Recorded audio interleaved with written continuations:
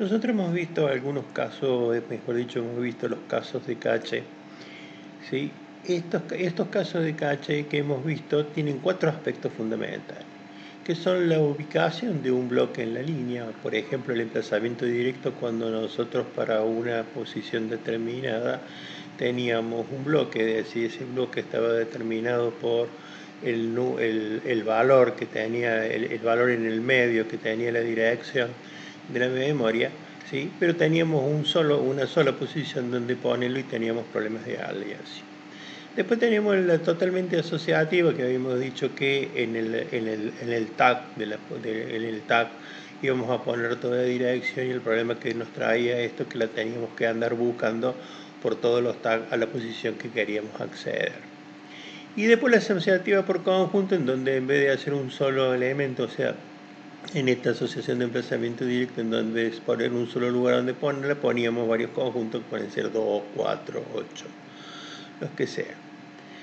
Entonces, este es uno de los principales aspectos, que es la ubicación. Después el acceso al bloque, ¿no es cierto? El uso del índice, el tag y el bloque en línea, es decir, a ver cómo comparo el tag, cómo lo busco y demás. Después, ¿cómo lo reemplazo? ¿Sí? Es decir, bueno, yo muchas veces voy a tener el lugar ocupado que ya lo he dejado de usar, o todavía, aunque sea lo estoy usando, pero quiero usarlo porque tengo que poner un valor ahí al cual estoy accediendo. Entonces, ¿cuál es la política para poner ese valor? ¿No es cierto? Puede ser aleatoria o puede ser el último menos recientemente usado. Y después la estrategia de escritura, es decir, post-escritura, ¿no es cierto? Write-back o escritura directa de write-through que hemos explicado. Entonces, estos son los cuatro aspectos que nosotros tenemos en cuenta para las estrategias que hemos fijado de nuestra memoria cache. La pregunta que nos hacemos es, ¿realmente tenemos un rendimiento? Entonces lo que tendríamos que hacer es calcular ese rendimiento. Entonces escribimos que el tiempo de la CPU es la cantidad de ciclos que nosotros hemos empleado por los ciclos de espera en memoria. O sea, le tenemos que sumar a esa cantidad de ciclos de la CPU los ciclos que ha estado esperando que vengan los datos en memoria. Y esto es por el periodo, o sea, lo multiplicamos por el periodo porque queremos que nos dé tiempo acá. Ahora, estos ciclos de espera en memoria, ¿sí?, son el tiempo de acceso que nosotros tardamos en acceder a la memoria, por la tasa de fallo, por el tiempo de penalización, ¿no es cierto?, de los fallos. ¿Sí? Fíjense que lo que estamos haciendo acá es sencillamente calculando cuando nosotros tuvimos fallos, ¿no es cierto?, en la cache. Es decir, como si esto nos lo hubiéramos estado alimentando directamente cuando no teníamos fallo, no teníamos problema. Ahora, si nosotros multiplicamos y dividimos por el número de instrucciones, este número que está aquí, que es el ciclo, ¿no es cierto?, la cantidad de ciclos de la CPU, ¿no es cierto? Perdón, acá multiplicamos y dividimos. Fíjense que acá yo tenía la cantidad de ciclos de la CPU, se me va a transformar en CPI, porque son los ciclos, ¿no es cierto?, dividido el número de instrucciones que yo tengo. Acá el que multiplica se quedó afuera, el que se estaba dividiendo se metió acá adentro y se asoció con este, y después se asoció con el del lado, ¿sí? Entonces nos quedan los CPI aquí. Y después acá nos quedan los accesos, ¿no es cierto?, por instrucción. Fíjense que acá, digamos, se metió también, ¿no es cierto?, el número de instrucciones, nos quedó los accesos por instrucción, la tasa de fallo y la penalización de fallo. Y por supuesto por el periodo del ciclo. Entonces el tiempo de CPU va a ser, ¿no es cierto?, de la cantidad de instrucciones por el CPI, ¿no es cierto?, que es estos valores que nos estamos mirando acá, por los accesos a memoria por instrucción, por el miswrite, por la tasa de fallo, y por el mispenality, ¿sí? Y después acá vamos a tener la cantidad de ciclos de reloj por el tiempo. Entonces nos va a dar, digamos, una ecuación donde intervienen todos los valores. Entonces, una de las cosas que yo digo es, muy bien, yo quiero disminuir, o sea, quiero que este número que está acá sea lo menos posible. Entonces esto es lo que está acá, no lo puedo bajar. Y esto que está acá, ¿no es cierto?, yo podría venir y decir, che, si yo hago lo más chico posible esto, o lo más chico posible esto, ¿sí?, Esto, digamos, que tendría que bajar. Entonces tratemos de hacer lo más chico posible esto y después veamos la penalidad, cómo la reducimos y vamos a ver que vamos a poder mejorar nuestro rendimiento. En definitiva, partiendo de esta fórmula, si yo lo que quiero es reducir, ¿no es cierto?, este tiempo de la CPU, lo que tengo que hacer es mirar en la ecuación y ver que yo puedo reducir la tasa de fallo, ¿sí? Puedo reducir la penalidad de fallo y evidentemente también puedo reducir el tiempo de acceso a la cache. Entonces aquí tengo la fórmula, entonces lo que voy a tratar de hacer en este pedacito, en estas dos o tres filminas que siguen, es reducir el miss rate, ¿sí? Entonces, fijémonos acá qué tipos de fallo tenemos, ¿no? Es decir, miren lo que sucede acá. Cuando nosotros inicializamos, o sea, cuando apenas arrancamos, acuérdense que teníamos un bit que nos decía que todos eran, todos los valores que estaban en la cache eran valores falsos, o sea, eran valores que no tenían sentido, ¿sí? Eso quiere decir que inicialmente, cuando yo arranco un programa, ¿sí?, no hay un fallo de inicialización. Entonces fallos incluso en la cache infinita, es decir, obviamente está vacía, entonces la localidad espacial no tiene sentido. Entonces, ¿qué quiere decir? Bueno, cuando arranque todos van a ser fallos, ¿sí? Claro. Después tengo otra cantidad de fallos que es por la capacidad, por el tamaño de la cache, ¿sí? Esta es localidad temporal. Y después tengo el otro problema de los conflictos, es decir, cuando dos bloques quieren ocupar el mismo lugar, ¿sí? Entonces, esencialmente, estas son las tres cosas o los tres elementos que yo tengo que tener en cuenta. Ahora, fíjense en qué pasa si nosotros hacemos una gráfica, ¿no es cierto?, de la cantidad de memoria cache que nosotros tenemos en un procesador, ¿sí?, y los fallos, el porcentaje de fallos, ¿no es cierto?, en función de la cantidad de memoria cache. Ahora, lo que hemos hecho acá es dibujar con distintos colores, ¿sí?, con distintos colores hemos dibujado. Si yo tengo una cache de un way, ¿no?, si yo tengo una cache de 2, de 4, de 8, ¿no es cierto?, y esta es la capacidad de la cache que nosotros tenemos. Ahora, fíjense, digamos, acá sería una cache totalmente asociativa. Fíjense lo que pasa. Si nosotros tenemos un one way, ¿sí?, y la cantidad de memoria que nosotros tenemos de cache, por ejemplo, son 2K, ¿sí?, se nota mucho, ¿no es cierto?, los fallos entre un tipo de cache y otro tipo de cache. Ahora, a medida que va aumentando, ¿no es cierto?, a medida que va aumentando, fíjense cómo van convergiendo estas curvas, ¿no es cierto?, y se van metiendo aquí adentro, o sea, se van colapsando aquí. Y los fallos rápidamente disminuyen, fíjense que acá tenemos el 2%, ¿sí?, y estamos hablando de 128K. Es decir que nosotros podemos obtener muy buen rendimiento de la cache con una cache no tan grande, y esto realmente tiende a converger acá un valor, pero no, obviamente nunca va a ser cero. Bueno, acá nosotros dijimos que nunca llegaba a cero, pero evidentemente sí, el tamaño de la memoria cache corresponde con el tamaño de la memoria principal, va a ser cero la tasa de error, o sea, no le voy a errar nunca. Entonces, pero lo que quiero hacer ver en esta filmina es esto que está aquí, es decir, cómo las distintas estrategias, ¿no es cierto?, de la cantidad de grupos, o sea, one way, two way, four way, eight way, ¿no es cierto?, varía la tasa de error, ¿no es cierto?, como la tasa de acierto con el tamaño de la cache, y cómo converge, ¿no es cierto?, con la totalmente asociativa. O sea que si tengo una memoria grande, es inútil poner una totalmente asociativa. Ahora, si yo tengo una memoria chiquita, una memoria pequeña, sí, es muy útil. Esa es la conclusión que quiero sacar de este gráfico que estoy mostrando. Ahora pongamos atención en qué es lo que sucede cuando nosotros cambiamos el tamaño del bloque de cache. Evidentemente nosotros podemos cambiar entre una palabra el tamaño del bloque de cache y el tamaño de la memoria cache, es decir, podríamos hacer que la memoria cache tuviera un solo bloque.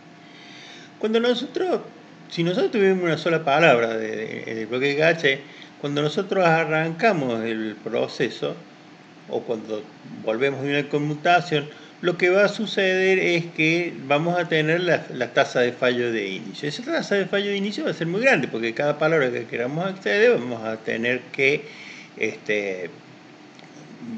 accederle después de un fallo.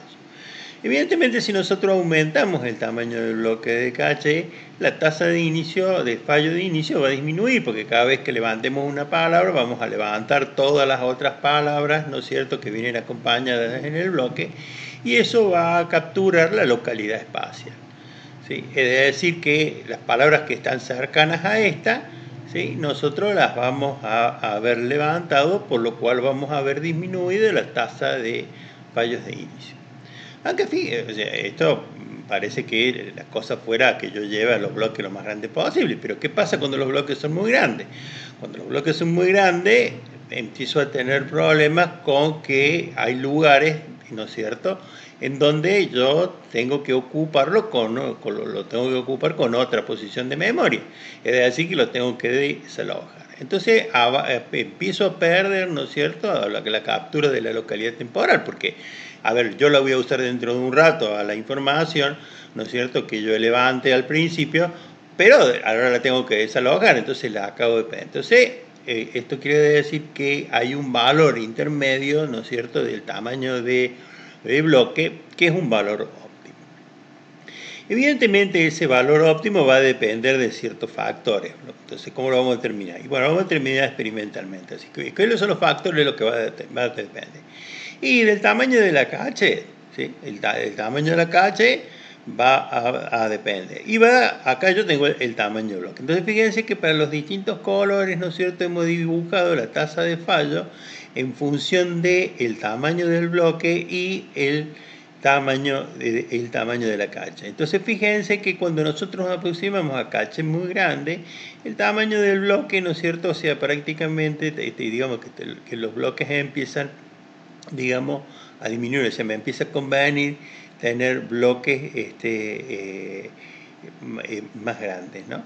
Entonces, fíjense que yo tengo, digamos, prácticamente tengo lo mismo, así, no tengo necesidad, digamos, de discutir el tamaño del bloque. Entonces, ¿qué es lo que empieza a suceder? Empieza a suceder que pienso en la penalización. ¿Cuánto es el tiempo que yo tardo por ir a buscar una palabra? Y es el mínimo tiempo, porque es decir, yo busco la palabra que me dio el MIS y el mínimo tiempo, porque yo fui a traer una sola palabra. Evidentemente siempre necesito una palabra, entonces si el tamaño del bloque empieza a crecer, el tiempo de penalización empieza a crecer. Entonces fíjense que ahora, ¿no es cierto?, con un tamaño de caché más grande, me convienen bloques, ¿no es cierto?, más chicos, ¿no es cierto?, aquí, para disminuir la penalización, ¿sí? Pero acá tengo el tema de los fallos, ¿no es cierto? Entonces, esta es la conclusión, ¿sí? La penalización, ¿no es cierto?, yo tengo que tener un bloque equilibrado, ¿sí?, para mantener una penalización baja y una tasa de fallo baja. Fijémonos qué pasa con la asociatividad, ¿no es cierto?, y nuestra tasa de fallo.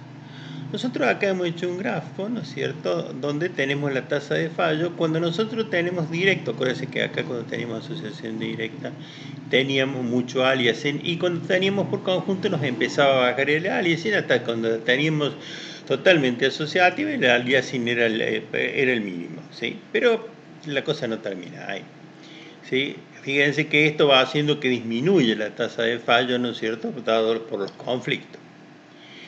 Fíjense que la regla de 2,1, la caché directa de 2y, es la mitad de tamaño, es decir, fíjense cuando yo pongo acá 2,1, es decir, cuando yo dije 2y, ¿no es cierto?, cuando puse acá 2y, ¿sí?, quiere decir que es la mitad de tamaño. 8y es igual a la una totalmente asociativa. Fíjense que acá nosotros tenemos una caché de 8y, ¿sí?, y tenemos prácticamente el comportamiento de nuestra caché de 8y como si fuera una totalmente asociativa. Ahora la pregunta es, muy bien, pareciera que yo la tengo que hacer totalmente asociativa, pero ¿qué pasa con el tiempo de acceso? ¿Sí? Fíjense que si aumenta el tamaño de la caché, ¿no es cierto? Aumenta el número de conjuntos, ¿no es cierto? Entonces mejora la asociatividad, porque esto pasa acá. Pero ¿qué pasa con el tiempo de acceso de vuelta? Vuelvo a hacerme la misma pregunta. Fíjense que cuando es directo nosotros no tenemos prácticamente tiempo porque voy y lo busco en el lugar que puede estar absolutamente, si es 2 wait, haré una comparación, entonces el tiempo de acceso ahora necesita pasar por el multiplexor, entonces yo acá tengo más tiempo, y si yo lo tengo totalmente asociativo, el problema que tengo es que tengo que ir a buscarlo uno por uno hasta encontrarlo. Entonces los tiempos de acceso empiezan a aumentar. Entonces fíjense, acá los tiempos la tasa de fallo disminuye con el tamaño de la asociatividad, los tiempos de accesos aumentan con la asociatividad. Entonces de vuelta tengo que ir y buscar un equilibrio, ¿no es cierto?, entre la cantidad de Y que tengo, o sea 4 u 8 o 2, lo que sea, y el tamaño del bloque, perdón, los tiempos de acceso que yo tengo. Seguimos con la idea de reducir la tasa de fallo. Reducir la tasa de fallo, prestémosle atención al algoritmo de reemplazo, es decir, ¿no es cierto?, qué bloque vamos a reemplazar cuando tengo que meter uno nuevo. Entonces lo primero que tenemos que ver es el espacio de reemplazo, es decir, bueno, está bien, tengo alternativas para reemplazarlo. Si yo tengo directo, escribirlo, si no tengo alternativa, tengo uno solo, así que lo tengo que sacar de ahí y lo tengo que poner. Si yo tengo asociativo, lo tengo que hacer una exploración en toda la caché, o sea, tengo que tener algún criterio para tomar uno de los que dentro de la caché que te quiera desalojar y desalojarlo. Y si tengo que hacerlo por conjunto, tengo que hacer un análisis de los marcos para ver cuál de ellos desalojo. Entonces fijémonos, el aleatorio. Pero en realidad el aleatorio yo agarro un bloque y le digo, bueno, te he hecho y lo he hecho. Lo que a uno se le ocurre es decir el RU, es decir, el Last Recent Used, ¿no es cierto? Entonces yo tengo que bajar, la idea es, bueno, reemplacemos el bloque menos recientemente usado. Entonces, ¿cuál sería el algoritmo para hacer esto? El algoritmo es el de una pila. Fíjense que acá, ¿no es cierto?, tengo una pila y en esta pila yo tengo el número de bloques como ha sido usado. El menos usado aquí es el 3, ¿sí?, en este momento. Supóngase que en este momento yo accedo al bloque 0, ¿sí? Entonces en el bloque 0, cuando accedo al bloque 0, pasó a ser el más recientemente usado. Entonces lo mando acá y todos los demás los bajo. Entonces el algoritmo funciona con esta pila que está acá, ¿sí? Entonces, bueno, si yo tengo que reemplazar a alguien, voy a ir y voy a mirar esta pila que está acá, voy a sacar el de la cola y lo voy a reemplazar, pero evidentemente se va a hacer un acierto, o sea que va a tener que subir, ¿no es cierto?, y estar primero. Bueno, entonces la implementación es registros de EDA, implementación de la pila y la matriz de referencia. Para una gran mayoría, dice con 4. Muy costoso en tiempos de almacenamiento. O sea, ese es justamente el problema. Es decir, a ver, si esto es de 8, ¿no es cierto? Si yo tengo 8 way, y esta pila va a ser muy grande, no va a querer andar. Entonces va a ser muy costoso, ¿sí? Entonces yo lo tendría que comparar y tendría que hacer algún experimento para ver cuál es el mejor. Y a ver cómo depende de la cantidad de memoria cache que yo tengo, la cantidad de way que yo tengo, y distintos algoritmos, a ver qué performance me da y tomar una decisión a ver qué es lo que hago. Entonces nosotros, si ponemos una gráfica del algoritmo, del comportamiento del algoritmo, nosotros vamos a ver que la tasa de fallo, si es aleatorio, tendría que ser más alta que la tasa de fallo si es el RLU. Entonces disminuye la tasa de fallo, ¿no es cierto? ¿Y qué pasa con la localidad? ¿Cómo es la cosa? Fíjense una cosa, acá hemos hecho una tabla y en esa tabla ponemos el grado de asociatividad que tenemos, o sea, la cantidad de conjuntos que tenemos, 2, 4, 8, ¿sí? Y aquí tenemos, fíjese, el tamaño de la calle y acá tenemos cuál de los dos algoritmos, ¿no es cierto?, estamos usando. Es decir, claramente para una memoria de 16K, ¿no es cierto?, con un algoritmo LRU, ¿no es cierto?, tenemos una tasa de fallo menor que con un aleatorio, ¿sí? Claramente acá hay una diferencia. Pero cuando aumenta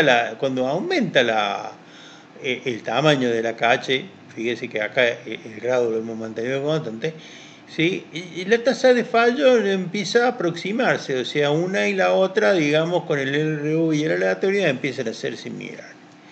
Cuando nosotros tenemos cuatro, ¿no es cierto? Cuando nosotros tenemos cuatro cuatro conjuntos, fíjense que la tasa de fallo en un determinado tamaño de cache ya es la misma, y lo mismo, bueno, obviamente pasa aquí. Entonces la cosa está bien, voy a usar el RU cuando el tamaño de la cache sea pequeña y el grado de asociatividad también lo sea, ¿no? Entonces es lo que dice acá, la diferencia disminuye al aumentar el tamaño de la memoria cache, y la diferencia aumenta con el grado de asociatividad, ¿sí? Pero fíjense que los tiempos de acceso y el coste de hardware, si es aleatorio, y es menor, porque evidentemente no tengo que hacer nada, o sea, el primero que se me ocurre lo saco y se acabó la historia. Entonces, evidentemente que con memorias más grandes y con grados de asociatividad más altos, voy a tender a usar aleatorio. Y con memorias más chicas y con grados de asociatividad más bajos, voy a tender a usar LRU. Una buena estrategia, ¿no?, para disminuir la tasa de fallo es la cache de víctima. La cache de víctima es una memoria más pequeña, pero totalmente asociativa, ¿sí? Totalmente asociativa.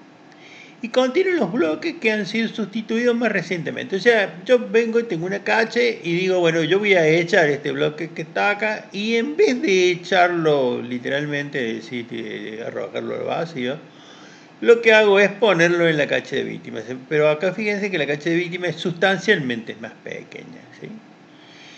Esto hace que la tasa de fallo disminuya, y disminuye esto sustancialmente. Se baja la tasa de fallo de conflictos en cache con reemplazamiento directo. Cuando menor es la memoria de cache, más efectiva es la cache de víctima. Con una cache de 4K, con emplazamiento directo, una cache de víctima de 4 bloques elimina el 20%, el 95% de los fallos, ¿sí? Entonces, es algo bastante interesante. Lo que hay que agregarle acá es que la cache de víctima es totalmente asociativa, ¿sí? Entonces, fíjense cómo queda nuestra estructura. Nuestra estructura es nuestra CPU, nuestra cache, nuestra memoria, ¿sí?, memoria principal, y la cache de víctima. Entonces, yo vengo y digo, por ejemplo, un emplazamiento directo, entonces vengo y digo, hay que reemplazar este bloque, ¿no es cierto? Entonces yo, para reemplazar este bloque, que está acá, porque lo quiero subir de memoria y ponerlo acá, ¿sí? Entonces lo que hago es, antes de subirlo acá, copio a la cache de víctima, y lo subo acá. Entonces ahora, si en el próximo tiempo trato de acceder aquí, lo tengo en la cache de víctima. Entonces me he ahorrado el problema, o he subsanado el problema del aliasing que tengo, que dos bloques quieren ir a ocupar el mismo lugar. Entonces esta cache de víctima ha ayudado enormemente al mejor desempeño. De más está de decir que la idea del emplazamiento directo por conjunto, ¿sí?, pero se nota más la idea en el emplazamiento directo, es que cuando queremos poner un bloque en el lugar que hay otro y no tenemos el lugar, nos damos cuenta que hay lugares de la memoria cache que no tienen nada que yo esté usando, es decir, pero no los puedo usar porque como es emplazamiento directo no lo puedo usar.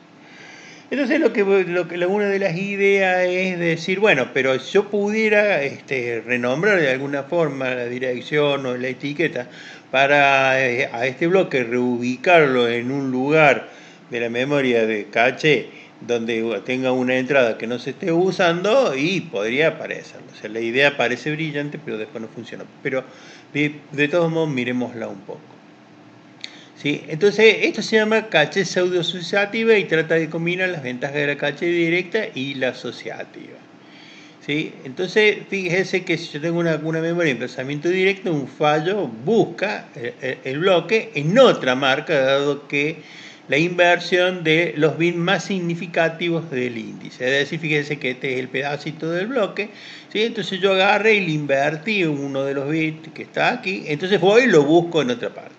Esto va a tener el problema que tengo dos tiempos de acceso, ¿no es cierto? Gestión por una parte por el procesador.